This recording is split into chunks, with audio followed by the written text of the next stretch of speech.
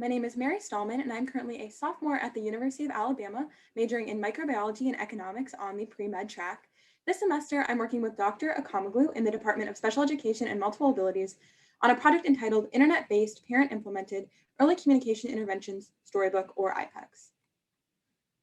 The purpose of this project is to develop an internet-based parent-implemented self-directed e-training program for teaching parents how to use specific reading techniques and evidence-based teaching strategies with their children with developmental delays, with the ultimate goal of improving their child's verbal communication skills. One important aspect of this study is that it helps improve the verbal and social communication skills of children with developmental delays and offset the long-term consequences of communication deficits.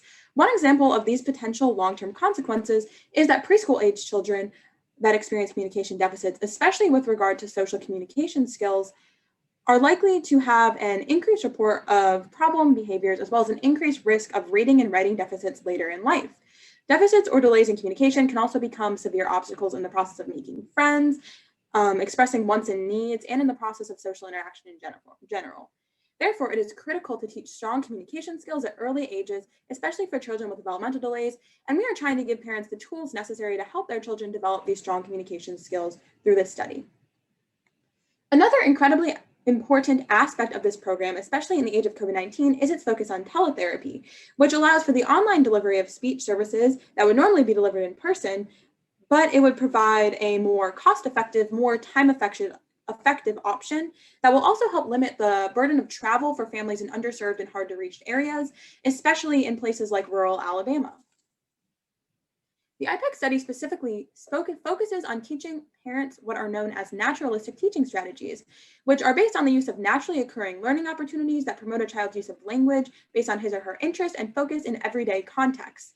And they're especially important strategies for children with developmental delays because increasing a child's functional communication skills within an everyday context can aid in the development of social communication skills.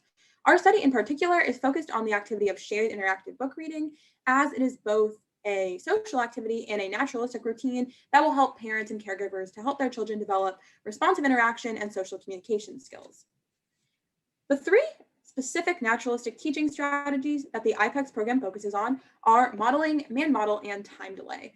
Modeling is a strategy used to demonstrate or model specific words, signs, or gestures that show a child a target language or communication behavior. An example of this would be for a parent to say train and point at a picture of the train with the expectation that the child would repeat the model and say train. The man model is very similar to the modeling strategy, but it differs from the modeling strategy in that a verbal prompt in the form of a question, a choice, or a command is included. An example of this would be say train, or to ask what is this while pointing to a train. Time delay is different in that it actually encourages children to initiate communication. So in time delay, the parent will establish joint attention with the child, look expectantly at the child, but then they'll wait 5 to 7 seconds for the child to initiate the communication. One example of this would be a parent reading the sentence, Charlotte grabbed her books and went to the, and then looking at the child expectantly for 5 to 7 seconds for the child to complete the sentence and say library. When using the modeling or man model reading strategies, the parent has to follow 4 main steps to ensure that the strategy is implemented correctly.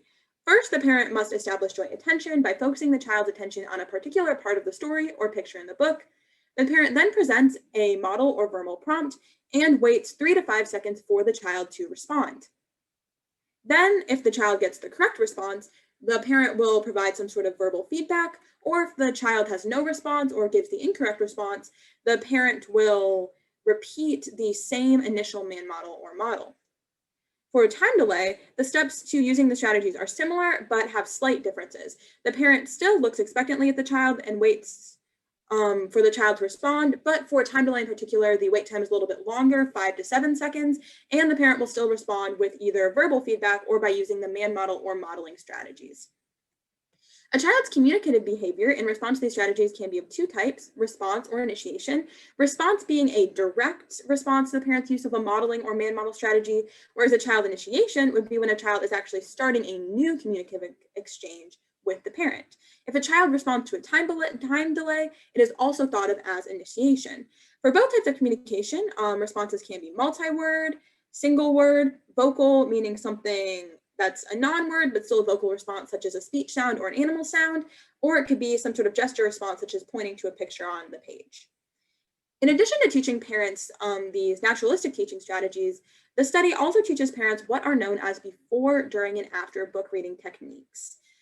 The before reading technique that we teach is known as presenting the book, meaning the parents will say the title and author of the book to their child before beginning to read.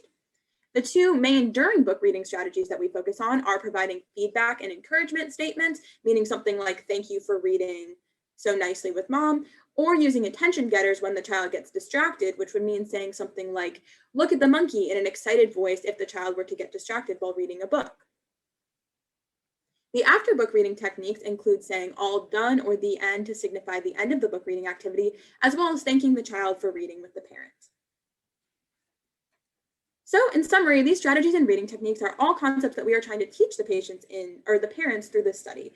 In terms of the structure of the IPEC study itself, we are working with 3 families whose children are minimally verbal and have various developmental delays and disabilities, and providing each parent with access to e-learning modules through Blackboard Learn that teach the parent these reading techniques and evidence-based naturalistic teaching strategies. The IPEC's Blackboard page consists of 5 modules that cover the topics of introduction to technology, reading prompt, modeling, man model, and time delay.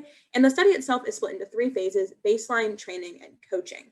In the baseline phase, each parent sends us videos of them reading their child before they've completed the modules. And then for each strategy, parents will watch the module and send more videos of them reading their children. Afterward, they have a coaching session with Dr. Akamaglu and send in more videos. And this process is repeated for each individual module. So as I mentioned previously, 3 families are participating in the study. When recruiting families, we looked for families and children that met 3 main criteria, these being that the child was between 36 and 60 months old, or 3 to 5 years. Another being that the child had some sort of diagnosis of a developmental delay or disability. Examples of these would be autism spectrum disorder or Down syndrome, and that the child is minimally verbal, and we define this as the child having around 20 functional words or less. In terms of how we analyze the videos that parents record and send to us, we use a process termed coding. So this is different than the type of coding used to refer to computer programming, in that in the case of this study, coding is used as a way to keep track of the strategies parents use while reading and the frequency and quality of their implementation in the videos the parents send to us of them reading with their child. So we would first keep track of the time when the parent used the strategy, and then we'd track the parent strategy. In this case, it would be man model and modeling, but it could also be time delay. And we'd also keep track of something known as the fidelity score, which is basically a measure on a scale of 1 to 4 of how well the parent implemented the strategy, with 4 being the highest and 1 being the lowest. We also keep track of the child's response, again, multi-word, single word, vocal, or gesture, as well as no response. And we also keep track of the during reading techniques we talked about previously, so the attention getters and the feedback and acknowledgement statements, and we keep track of the child's response to the reading technique, meaning whether or not their attention was actually grabbed by the attention getter. And then in the comments section, we would keep track of the actual modeling and man model examples and the actual child responses. So currently the families are still in the training and coaching phases of modules 2 and 3, but our next steps would be to go into the training and coaching phases for modules 4 and 5, which teach man model and time delay strategies. We will then conduct post-study interviews with the families, as well as post-study data collection, where the parents send 2 more videos 2 weeks after the training and coaching phases end to see if they retain the information they learned through the modules. And this is followed by analyzing the results to see if the parents actually improve their use of the strategies throughout the study. And if these modules are successful in teaching parents the reading techniques and strategies, it opens the door to providing a cheaper, more time-effective option for children living in underserved areas and their families to get the services they need. So with that, thank you for your time, and a big thank you to my project director, Dr. Akamaglu, and I would like to open to the audience for questions.